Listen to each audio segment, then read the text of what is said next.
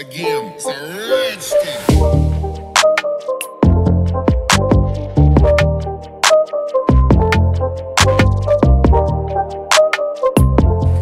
ঘড়ির কাঁটায় এখন 5:30, চারপাশে দিকে বুঝতেই পারছো এখনো সূর্যের আলো ফোটেনি। আজকে আমাদের গন্তব্য হলো বকখালি। আমি উঠবো মধ্যম থেকে আর সোনালি উঠবে দুর্গানগর। এরপর মধ্যম থেকে নামখানা রিটার্ন 60-120 টাকার টিকিট কেটে আমরা ওয়েট করতে লাগলাম স্টেশনে ট্রেনের জন্য। আর তারপর ট্রেন আসার পর আমরা ট্রেনে উঠে সোজা চলে আসলাম শিয়ালদা স্টেশন। আর শিয়ালদা স্টেশন নেমে আমরা চলে গেলাম সাউথ সেকশনের দিকে। আমরা নির্ধারিত সময় অনেক আগেই চলে এসেছি শিয়ালদা স্টেশনে। আমাদের ট্রেনের টাইম হলো 7:14 তা ওটা লক্ষ্মীকান্তপুর ভায়া হয়ে যায়। তোমরা যদি অ্যাপে দেখো তাহলে কিন্তু ওটা তোমাদের দেখাবে লক্ষ্মীকান্তপুর, তারপর ওখান থেকে নামখানা। এছাড়া এর আগেও একটা ট্রেন আছে, সেটার ট্রেনের টাইম হলো সকাল 5:16 থেকে শিয়ালদায় যায়, সেটাও লক্ষ্মীকান্তপুর ভায়া। এছাড়া এর পরে আরেকটা ট্রেন আছে, সেটার টাইম হলো সকাল 9:16। তা আমাদের যে ট্রেনটা সেটার টাইম হলো 7:14। তোমরা যদি কোনো অ্যাপে খোঁজো, ট্রেনের যে app where is my train বা এমনি ট্রেন অ্যাপে খোঁজো, সেটা কিন্তু ডাইরেক্ট নামখানা মারলে দেখাবে না, সেটা তোমরা লক্ষ্মীকান্তপুর সার্চ করবে, তাহলে লক্ষ্মীকান্তপুর ভায়া হয়ে সেটা দেখো। এরপর ট্রেনের প্ল্যাটফর্ম নামে অ্যানাউন্স করার পর শুধু স্টেশনের ভিড়টা দেখো, লোকে লোকারণ। আমাদের ট্রেন দিয়েছে 18 নম্বর স্টেশনে, আর ম্যাক্সিমাম সময় এই নামখানাটা 17-18 মধ্যেই দেয়। তা আমাদের আজকে 18 নম্বর স্টেশনে দিয়েছি, আমরা এখন 18 নম্বর স্টেশন থেকে ট্রেনটা ধরি। স্টেশনে যেই অনুপাতে ভিড় ছিল ঠিক সেই ভিড়ের অনুপাতেই মানে ট্রেনে গিয়ে পড়লো, মানে পা রাখার জায়গা নেই এমন অবস্থা। তবু আমরা এর মধ্যে অতি কষ্টে একটি বসার জায়গা পেয়ে গেলাম। আমাদের পাশে একটা বাচ্চা বসেছিল, তাকে আদর করতে করতে আমরা শেষমেশ পৌঁছে গেলাম লক্ষ্মীকান্তপুর। আর লক্ষ্মীকান্তপুর পৌঁছানোর পর আমাদের ট্রেনটি ওখানে 10 মিনিটের মতো দাঁড়ালো। এরপর ট্রেনটি আবার নিজের উদ্দেশ্য নামখানার দিকে যেতে লাগলো, আর সাথে সাথে আমাদেরও উপভোগ করাতে লাগলো কিছু প্রাকৃতিক সৌন্দর্য। আর এইভাবে একের পর এক স্টেশন ছেড়ে দিয়ে আমরা চলে রাখলাম নামখানার উদ্দেশ্যে। আর এরপর আমরা শেষমেশ পৌঁছে গেলাম কাকদ্বীপ। তোমরা যদি গঙ্গাসাগর যেতে চাও, এই কাকদ্বীপ স্টেশনে নেমেই তোমাদের গঙ্গাসাগর যেতে হবে। তা এরপর একটু ট্রেনের হাওয়া খেতে খেতে আমরা শেষমেশ পৌঁছে গেলাম আমাদের গন্তব্য নামখানাতে। 3 ঘন্টা জার্নি করে তারপর শেষমেশ পৌঁছালাম নামখানা। যদিও 10:08 টাইম ছিল, ট্রেন ঢুকলো এখানে 10:26। এরপর আমরা নামখানা স্টেশন থেকে বেরিয়ে আমরা আরেক ধাপ পৌঁছালাম আমাদের গন্তব্যের দিকে। আর স্টেশন থেকে বেরিয়ে তোমরা দেখতে পারবে অসংখ্য টোটো এখানে দাঁড়িয়ে আছে। এই দাদার কাছে আমি জিজ্ঞাসা করলাম কত করে নেবে। দাদা বললো পার হেড 70 টাকা করে হলে আমাদের টোটোতে ডাইরেক্ট নিয়ে যাবে নামখানা। তোমরা যদি রিজার্ভে যেতে চাও তাহলেও এই টোটোগুলোকে রিজার্ভ করতে পারো, শুনে নেবে দামটা। তবে আমি বলবো এখান থেকে টোটো না ধরে বা রিজার্ভ না করে তোমরা এখান থেকে 2 থেকে 3 মিনিটের রাস্তা রোডের দিকে কিছুটা এগিয়ে গেলে ওখানে অসংখ্য টোটো, অটো, বাস দাঁড়িয়ে আছে। ওখানের দাম তুলনামূলক এর থেকে অনেকটাই কম। তাই আমাদের উদ্দেশ্য হলো ওই রোডের দিকে। আর ওই রোডের দিকে যাওয়ার সময় তোমরা দেখতে পাবে অসংখ্য ছোট ছোট গাড়ি। ভ্যান গাড়িগুলো 10 টাকার বিনিময়ে তোমাদের স্টেশন থেকে রোডের বাস স্টপ অব্দি নিয়ে যায়। তোমাদের কাছে যদি অতিরিক্ত লাগেজ থাকে তাহলে এই ভ্যানগুলোতে করে 10 টাকার বিনিময়ে তোমরা বাস স্টপে চলে আসতে পারো। রিজার্ভ করবেন না লোকালে হবে। লোকালে আমাদের এখানে 80 টাকা লোকাল ভাড়া। ঠিক আছে, রিজার্ভ করলে একদম 900 টোটো রিজার্ভ এখানে চাইলো 400 টাকা, আর আমরা যদি স্টেশন থেকে যেতাম তাহলে চাইছে 500 টাকা, প্রায় 100 টাকা কম। কিন্তু টোটো তো কেটে যেতে প্রায় অনেকটা সময় চলে যাবে। যেহেতু আমাদের একদিনের ট্যুর, তার জন্য আমাদের খুব দ্রুত যেতে হবে। তার জন্য আমরা ডিসিশন নিলাম আমরা অটো করে যাবো। আর অটোতে নিল পার হেড 40 টাকা। তোমরা বাসেও যেতে পারো। লোকাল বাসে এখান থেকে বকখালির ভাড়া হবে 25 টাকা। আর তোমরা যদি লাক্সারি বাসে যাও, লাক্সারি বাসে এখানকার ভাড়া হবে 30 টাকা।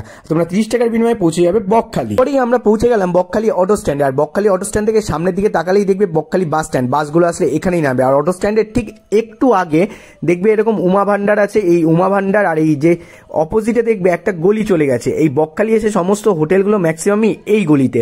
এখানে যেমন হোটেল সাগরিকা আছে, হোটেল আমন্ত্রণ আছে, বিভিন্ন আছে। সামনের দিকের হোটেলগুলোর প্রাইস একটু তুলনামূলক বেশি। আর এখানে এই গলি দিয়ে যত তোমরা ভিতরে যেতে থাকবে তার প্রাইসটা তুলনামূলক একটু কমতে থাকবে। দাদা তোমাদের এখানে রুমে কিরকম কিরকম ভাড়া কি সেটা একটু বলে দাও। আমাদের এখানে অফ সিজনে এলে 300 টাকা থেকে স্টার্টিং আছে। যদি সিজন আসেন ধরুন ডিসেম্বর, জানুয়ারি, ফেব্রুয়ারি এই সময় আসলে একটু বেশি থাকে। আচ্ছা, ওরা ফোন করে এলে ভালো হয় খুব। আচ্ছা, তোমাদের ফোন নাম্বারটা একটু বলে দাও। এটা আমাদের হোটেলের কার্ড। আচ্ছা, নাম্বারটাও বলে দিচ্ছি। নাম্বারটা বলে দাও। 8075928365। আচ্ছা, হোটেলের নামটা বলে দাও একটু। হোটেলের নাম হচ্ছে রমণীবালা গেস্ট হাউস। আরও একটা নাম্বার আছে, নিয়ে নিতে পারেন। 8514060394। এই নাম্বারে যোগাযোগ করে নিতে পারেন। আচ্ছা, যবে আসবেন তার 2-3 দিন আগে থেকে ফোন করে দেবেন। রুমের প্রাইস কত আছে, কী বার আসবেন, সব কিছু বলে দেবেন। অনলাইন বুকিং নেওয়া হয় আমাদের। অনলাইন কেন, যখনই আসবেন কেন রুম অ্যাভেলেবেল পেয়ে যাবেন। যদি খালি থাকে 24 ঘন্টা রুম আমাদের আছে। আর তোমাদের ফ্রি টোটো সার্ভিস আছে? সেটা টোটো সার্ভিসটা ফ্রি আছে। সমুদ্রে যাওয়া আসার জন্য টোটো সার্ভিসটা ফ্রি আছে। বাস স্ট্যান্ড থেকে হোটেলটা হচ্ছে 3 মিনিট পায়ে হেঁটে, সেই জন্য আমরা টোটো সার্ভিসটা ফ্রি রেখেছি আমরা। ঠিক আছে। তোমাদের 300 থেকে শুরু, আর হাইস্ট কত অবধি আছে? হাইস্ট দেখুন ডিসেম্বর, জানুয়ারি, ফেব্রুয়ারি বা অকেশন দিনগুলোতে, যেমন 15ই আগস্ট, হোলি, 31st, বা হচ্ছে 25শে ডিসেম্বর, এইগুলোতে 1000 টাকার উপরে রুমের রেট থাকে। এই সময় ফোন করে এলে খুব ভালো। অফ সিজনে 300 টাকা থেকে স্টার্টিং আছে, 300, 400, 500, 600, ডবল বেড আছে 700, 800, 1000 বিভিন্ন রকমের আছে। এবারে ফোন করে এলে বা স্পটে এসে আপনারা দেখেও নিতে পারবেন, বিভিন্ন ধরনের রুম আছে, দেখে নেবেন, এবারে যেটা পছন্দ হবে। আর একদম ফ্যামিলি হোটেল পাবেন। ঠিক আছে, এটা হলো সিঙ্গেল বেড তাই তো? এটা হচ্ছে সিঙ্গেল বেড। আচ্ছা, আর এখানে পায়খানা বাথরুম, লাইটটা একটু বাড়িয়ে চলো। এটা সেকেন্ড ফ্লোরে পেয়ে যাবে। এটা তোমার কত আছে একটু বলে দাও ভাড়া? এটা অফ সিজনে 430 টাকা। 430 টাকা, ঠিক আছে। এই যে এখানে পাশ দিয়ে যে রাস্তা দেখা যাবে, একদম রাস্তার পাশে। আর বাকিগুলোতে বুক আছে বলে দাদা আজকে দেখাতে পারছে না, তবে এখানে আমি ফোন নাম্বারটা ডেসক্রিপশনে দিয়ে দেবো, তোমরা কল করে আসতে পারো এখানে।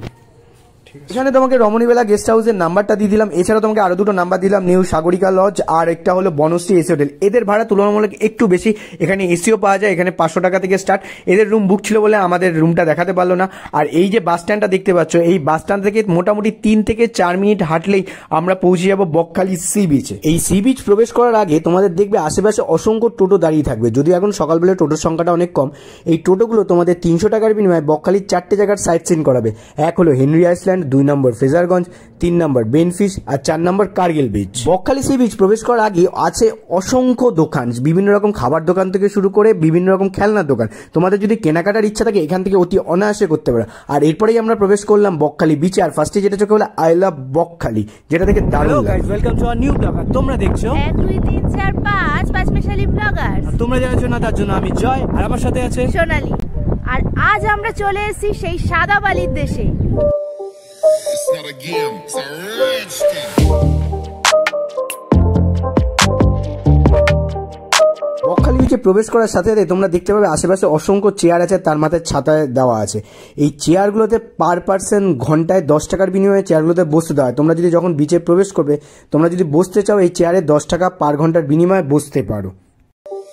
It's not a game, it's a rich thing. অনেকটা দূরে সমুদ্র এখান থেকে তোমরা দেখতে পাচ্ছ, অনেক দূরে লোকগুলো দাঁড়িয়ে আছে, ঠিক ওই পজিশনে সমুদ্রটা। মানে তোমাদের যদি বকখালি এসে সমুদ্র দেখতে হয়, ঠিক এতটা ক্রস করে, এই জলটা ক্রস করে, এতটা ক্রস করে যেতে হবে। আর এই ঝিলের ঠিক এই পাশটা বড় সমুদ্র সৈকতের ঠিক এই সাইডে কত বড় বালি। আর এখান দিয়ে ঝাউবন পাশ দিয়ে চলে গেছে, এখান দিয়ে তোমরা হাঁটতে হাঁটতে যত দূর খুশি যেতে পারবে। দেখতে পাচ্ছ ঝাউবনটা কোন দিকে কত দূর চলে গেছে। আর ঠিক এর অপোজিটেও যদি আমরা যাই, ঠিক তার সেম পজিশন। এখানেও দেখছো সব ছাতা নিয়ে বসে আছে। বকখালি থেকে বেরিয়ে এই বাম দিকে যে গেলে কি সুন্দর এখানে বসার জায়গা আছে। তোমরা যদি আসো এখানে বসতেও পারো, বসে বিকেলবেলা হোক দিনের বেলা হোক টাইম স্পেন্ড করতে পারো, খেতেও পারো। আর এই রাস্তা সোজা কিছুটা এগিয়ে গেলে এখানে একটা বিশালাক্ষী মন্দির আর বনবিবির মন্দির বললেও আছে। আমরা সেই বনবিবির মন্দিরের দিকে এখন যাচ্ছি। বেশ, আর চারপাশটা দেখে বেশ সুন্দর লাগছে, চারপাশে সাদা বালি, আর দেখে অপূর্ব লাগছে জায়গাটা। কার সাথে এসেছিস ঘুরতে? মার সাথে। কোথা থেকে এসেছিস? বনদেবীর মন্দিরে যেতে যেতে দেখলাম সমুদ্র সৈকতের একটা সাইডে অসংখ্য ক্যাকটাস কি সুন্দরভাবে দাঁড়িয়ে আছে। মানে এত সুন্দর লাগছে দেখে, মনে হচ্ছে সমুদ্র সৈকতের সাথে ক্যাকটাসের যে মিলবন্ধন, সেটা বকখালিতে না আসলে আমরা বুঝতেই পারতাম না এটা এত সুন্দর। এসে দাদার সাথে দেখা হলো। এই দাদার একটা ইউটিউব চ্যানেল আছে, নাম হলো কি নাম বলে দাও দাদা? গজু হজুর কমেডি পরিবার। আর কেউ যদি সার্চ করতে চাও Anu Mondal blog, ANU space MONDAL space VLOG search করলে আমাদের ফানি আমরা ভিডিও দেই, কমেডি রিলেটেড ভিডিও দেই। তোমরা ওইখানে সার্চ করে আমাদের ভিডিওটা তোমরা দেখতে পারো। আর এই প্রথম মানে এখানে আসার পর একটা দাদার সাথে দেখা হলো, যে বললো আমাদের ভিডিও দেখেছে আর আমাদের সাবস্ক্রাইবার। খুব ভালো লাগলো দাদা, এভাবে দেখো তোমাদের সাথে, ঠিক আছে? আর এই দাদার চ্যানেলও কিন্তু সাবস্ক্রাইব করো, ঠিক আছে সবাই? যাক, দাদা এখানে বকখালিতে আসে, দাদা এখানে আইসক্রিমের দোকান আছে, মানে আইসক্রিমের স্টল দিয়েছে। দাদার এখান থেকে আইসক্রিম মিললে অতি অবশ্যই কিনবে সবাই। It's not a game, it's a rich thing.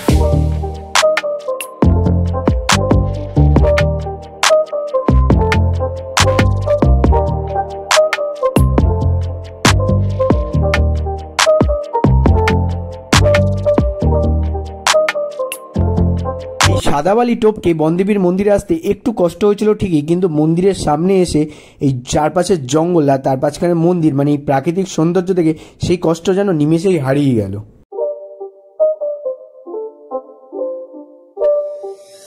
not a game, it's a rich thing.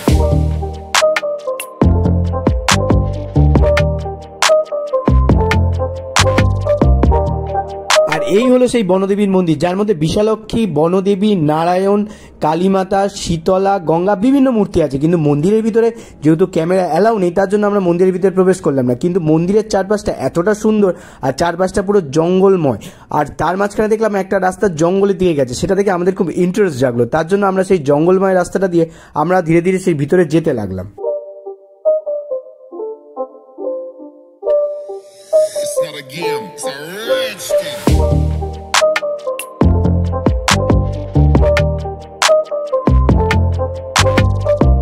জঙ্গলের ভিতরটা বেশ সুন্দর ছিল, চারপাশে বিভিন্ন বড় লম্বু গাছগুলো দাঁড়িয়ে আছে, আর চারপাশটা পুরো ফাঁকা, মানে বেশ একটা থ্রিল ব্যাপার ছিল।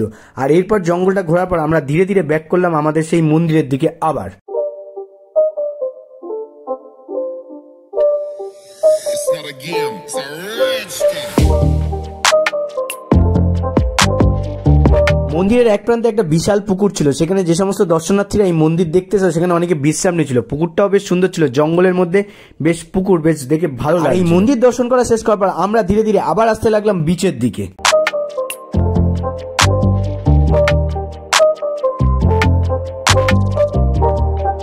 খালির যে বিচটা, সেখান থেকে হাঁটতে হাঁটতে আমরা চলে এসেছি বনদেবীর মন্দিরের সামনে। এইখানটা থেকে প্রায় শেষ, আর ওপাশে প্রায় নির্জন বললেই চলে। আর মেইন সবাই যে চান করছে এই আমার হাতের ডান দিকটায়, ডান দিকে একটু দেখি তো, এই দিকটা সবাই চান করছে। এবার এই দিকটার লোক সমাগমও বেশি। এবার তোমাদের যদি ইচ্ছা হয় ওইখানটায় লোক সমাগমের মধ্যে না থেকে আরও এই সাইডটা আসে, তোমরা অনায়াসে এই পাশে আসতে পারে। এই পাশে অনেকে আসছে, অনেকে ওই সমুদ্রের কাছে যাচ্ছে, হাঁটছে, কেউ সমুদ্রে নামছে, মানে সব কিছু করছে, মানে পুরো জায়গাটা ধরে। মানে তোমরা যদি ইচ্ছা করো লোকজনের মাঝখানেও থাকতে পারো, আর লোকজনকে সরে এসেও তোমরা এই পাশে বিচে নামতে পারো, সমুদ্রে নামতে পারো, ঘুরতে পারো। মানে এবার আমরা যাবো হলো সমুদ্রের পাশে। সমুদ্রে যাওয়ার আগে পাশে এখানে এই যে দেখতে পাচ্ছ একটা ছোট করে জায়গা, জোয়ারেল টাইপের, এই জায়গাটা ক্রস করে আমরা উপরে যেতে হবে। জুতো ফুতো খুলতে হবে, খুলে একবার জুতো খুলে সমুদ্রের কাছে যাওয়ার জন্য রেডি হবে।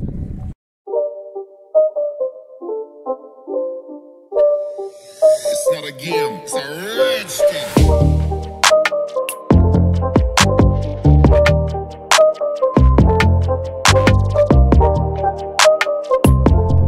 খুব খারাপ লাগে যখন দেখি না বিচে প্লাস্টিকগুলো পড়ে থাকে। এত সুন্দর একটা পরিবেশ, প্লাস্টিক ফেলে এইভাবে যেন দূষিত না করলেই না নয়, তাই তো? যারা আমাদের এই ভিডিও দেখছো, আমাদের পক্ষ থেকে তাদের প্রত্যেককে রিকোয়েস্ট, তোমরা যখন যে কোনোই বিচে যাও না, প্লাস্টিক যদিও ইউজ করো, প্লাস্টিকটা যথাযথ জায়গায় ফেলবে। এইভাবে বিচের মধ্যে ফেলে বিচটাকে নষ্ট করো না বা পরিবেশগুলোকে দূষিত করো না। এটাই একান্ত রিকোয়েস্ট তোমাদের কাছে আমার। বকখালি আসার পর বহু প্রতীক্ষার পর শেষমেশ আমরা চলেই গেলাম সমুদ্রের সামনে। আর সমুদ্রের জলটা যখন প্রথমবারের জন্য পায়ে লাগলো না, সত্যি আলাদাই একটা অনুভূতি। আর চারপাশের পরিবেশটা এতটাই সুন্দর লাগছিল, আর সমুদ্রের ঢেউগুলো দেখে মনটা এত সুন্দর ব্যাকুল হয়ে উঠছিল, যা কি বলার মতো না। অনেকেই আছে যারা সমুদ্র ভালোবাসে, কিন্তু দীঘা পুরীর এমন অবস্থা, এখন পা রাখার জায়গা নেই, এত কোলাহল। কিন্তু সেই কোলাহল থেকে যদি মুক্তি পেতো, আর সাথে সমুদ্রকেও যদি তোমরা ভালোবাসো, এই বকখালি কিন্তু one of the best place. এখানে তোমরা সমুদ্রও পাবে, আর কোলাহল এখানে একদম বলতে নেই, মানে যে যার মতো, আর খুব কম সংখ্যক লোক। তবে হ্যাঁ, এখানে সমুদ্রের ঢেউটা তুমি পুরী আর দীঘার মতো পাবে না, তবে কিন্তু সমুদ্র পাবে, আর একটা নির্জনতা পাবে, যেটা মনকে শান্তি করে দেবে, যাকে বলে। It's not a game, it's a rich thing.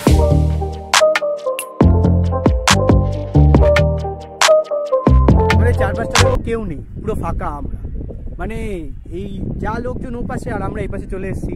পুরো এরকম জনবানহীন বিচের মাঝখানে যদি থাকো, গ্যাঞ্জাম ছাড়া, আর এই প্রকৃতিকে অনুভব করো না, এর থেকে বেটার কিছু হবে না। এক পাশে সমুদ্র, এক পাশে হাওয়া, এক পাশে জনমানবহীন বিচ, মানে দারুণ লাগছে জিনিসটা, মনে হচ্ছে এখানেই থেকে যায়।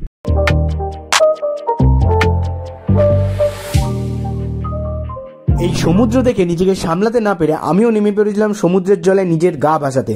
আর সমুদ্র নেমে আমার যে এত আনন্দ, আমি নিজেও জানতাম না আমার মনে এত আনন্দ কোথায় ছিল। মানে মনে হচ্ছিল আমি একটা আলাদা জগতেই চলে গেছিলাম। It's not a game, it's a rich thing.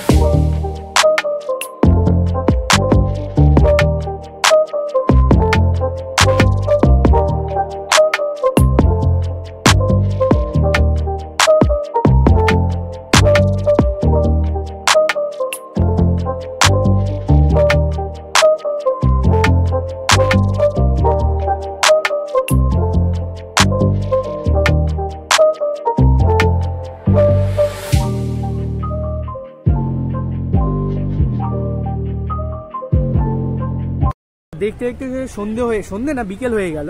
এখন প্রায় 4:30 বাজে। আমরা সকাল 11:30টার সময় এসেছিলাম, আর এখন তো প্রায় বাড়ি যাওয়ার বেলা। কিন্তু বাড়ি যাওয়ার একটু খেয়ে দিয়ে নেবো, খেয়ে দিয়ে নিয়ে তারপর আমরা ব্যাক করব। সারাদিন সমুদ্রের সাথে সময় কাটানোর পর শেষমেশ বিষণ্ণতা মানে এবার বাড়ি ফেরার বেলা। আর বাড়ি ফিরতে ফিরতে দেখলাম সমুদ্রের বীচটা আরো জনসমাগমে ভরে গেছে, কারণ সকালবেলা যে সমস্ত দোকানগুলো বন্ধ ছিল সেগুলো আবার খুলে গেছে। এখান থেকে ফেরার ট্রেন অনেকগুলো আছে। একটা প্রথম আছে হলো তোমার 4:38-এ, তারপর একটা 5:35, তারপর একটা 7:45, তারপর একটা 8:46। তো এখন তো প্রায় 4:30 বাজে, আমরা 4:38-এ ট্রেন পাবো না। আর এখান থেকে খেয়ে দিয়ে আমরা একটু বেরোবো, তাহলে 5:38-ও পাবো না। তো আমরা ধরবো হলো 7:45-এর ট্রেনটা। ওই ট্রেনটা ধরে আমরা ব্যাক করবো। তো সকালবেলা এসে কি করে রাতের মধ্যে বকখালি ঘুরে তোমরা ব্যাক করবে সেটা আমি তোমাদের ডিটেলসে পুরো বলে দিলাম। তা এরপর আমরা চলে গেলাম বনশ্রী এসি হোটেলে, যেটা একদম বাস স্ট্যান্ডের পাশে। সেখানে চলে গেলাম, সেখানে গিয়ে তোমরা মেনু কার্ডটা দেখে নিতে পারো। এই মেনু কার্ড থেকে তো আমরা অর্ডার করলাম একটা চিকেন বিরিয়ানি, যেটা 130 টাকার বিনিময়ে আমাদের দিয়ে দিল। ওই চিকেন বিরিয়ানি খাওয়ার পর আমরা সোজা চলে গেলাম অটো স্ট্যান্ডে, আর ওখান থেকে অটো ধরে এবার আমরা সোজা চলে আসলাম নামখানা স্টেশনে। 7:15 বাজে, এখন আমরা নামখানা স্টেশনে পৌঁছে গেলাম। এরপরে ট্রেনের টাইম হলো 7:45। সেই ট্রেন ধরে এখন আমাদের গন্তব্য বাড়ি। আমাদের টোটাল কত খরচ হলো? আমাদের মধ্যম থেকে নামখানার ট্রেনের টিকিট হলো 30 টাকা। তোমরা যদি শিয়ালদা থেকে আসো সেই টিকিট পড়বে 25 টাকা। তাহলে এখান থেকে 30 টাকায় আমি পৌঁছে গেলাম আমার নামখানা, আর তোমরা শিয়ালদা থেকে আসলে 25 টাকায় পৌঁছে যাবে। তারপরে আমি নামখানা থেকে আমি গেছি হলাম অটো করে আমার ভাড়া পড়েছে 40 টাকা। এবার অটো করে যদি তোমরা যদি না যাও, তোমরা বাসেও যেতে পারো। বাসে করে ভাড়া পড়বে হলো তোমাদের 30 টাকা, আর লোকাল যে বাসগুলো আছে সেগুলোতে 25 টাকা। তা তোমরা যদি বাসে যাও তোমাদের ভাড়া আমাদের থেকে কম পড়বে। তা আমরা যেহেতু অটোতে করে গেছি, তা আমাদের ভাড়া পড়েছে 40 টাকা। তা 30 আর 40 70 টাকা। তাহলে 70 টাকায় আমি পৌঁছে গেছি আমাদের ডেস্টিনেশন বকখালিতে, আর আসতেও 70 টাকা, মানে টোটাল 140 টাকা। কিন্তু তোমরা যদি এর থেকে কমে যেতে চাও, তাহলে ওখানে ধরো ট্রেন ভাড়া 25 টাকা বা 30 টাকা, আর বাসে 30 টাকা বা 25 টাকা, মানে 50 টাকা, মানে মোটামুটি 50 টাকা আপ ডাউন, মানে 100 টাকায় তোমরা বকখালি আপ ডাউন হয়ে যাবে তোমাদের ইজিলি। তোমাদের এই ভিডিওটা কেমন লাগলো অতি অবশ্যই কমেন্টে জানাবে, আর ভিডিওটি ভালো লাগলে লাইক শেয়ার সাবস্ক্রাইব মাস্ট। আর তোমাদের সাথে দেখা হচ্ছে পরের ভিডিওতে। আর হ্যাঁ, পাশের বেল আইকনটা টিপতে ভুলো না আমাদের সমস্ত ভিডিওর নোটিফিকেশন পাওয়ার জন্য। আজকের জন্য টাটা, বাই বাই।